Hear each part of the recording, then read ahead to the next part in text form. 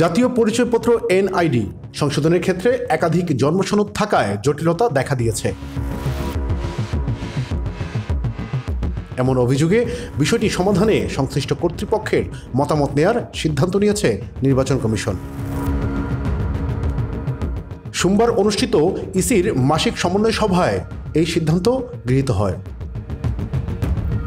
EC কর্মকর্তারা জানান, NID সংশোধনের আবেদনের সময় জন্মসনদ জমা দিতে হয়, কিন্তু বহু নাগরিকের ক্ষেত্রে জন্মসনদ যাচাই করতে গিয়ে একাধিক সনদ পাওয়া যাচ্ছে। এতে সঠিক তথ্য নির্ধারণ করা কঠিন হয়ে দাঁড়িয়েছে। এ কারণে জন্ম ও মৃত্যু নিবন্ধন কর্তৃপক্ষের মতামত নিয়ে তারপর সংশোধন করার সিদ্ধান্ত হয়েছে। এনআইডি অনুবিভাগের মহাপরিচালক এএসএম হুমায়ুন কবির বলেন, যাদের একাধিক জন্মসনদ পাওয়া যাবে তাদের বিষয়ে সংশ্লিষ্ট কর্তৃপক্ষকে জানানো হবে। তাদের মতামতের ভিত্তিতে সংশ্লিষ্ট ব্যক্তিদের এনআইডি সংশোধন করা হবে। তিনি আরও জানান, বর্তমানে ঝুলে থাকা সংশোধন আবেদনের দ্রুত নিষ্পত্তির নির্দেশনা দেওয়া হয়েছে। যেসব আবেদনকারীর সঙ্গে যোগাযোগ করা যাচ্ছে না, সেসব আবেদন বাতিলের সিদ্ধান্তও নেওয়া হয়েছে। ইসি আশা করছে সংশ্লিষ্ট কর্তৃপক্ষের মতামত নিয়ে এই জটিলতা দ্রুত নিরসন করা সম্ভব হবে।